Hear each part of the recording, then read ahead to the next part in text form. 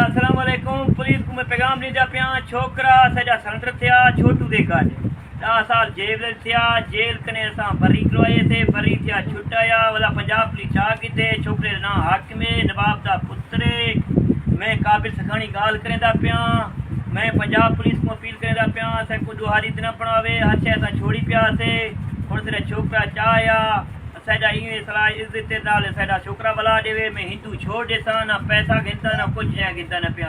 अगर साडा छोकरा छुनेदा कोनी है ए हिंदू मार दुए गुड्डू वापस कर चुए सा लौट चुए सा रात रख पिया हिंदू चा होने सा हिंदू पुत छुड़े सा ना हिंदू सजावला वडे वने मोदी कने जल्दी रखो धाड़वो सब मारे मोदी को अपील करो। मोदी को अपील करो। अब धाड़वो हिंदू से निकल वञो साईं। रोड रोड साका बादल धाड़वो।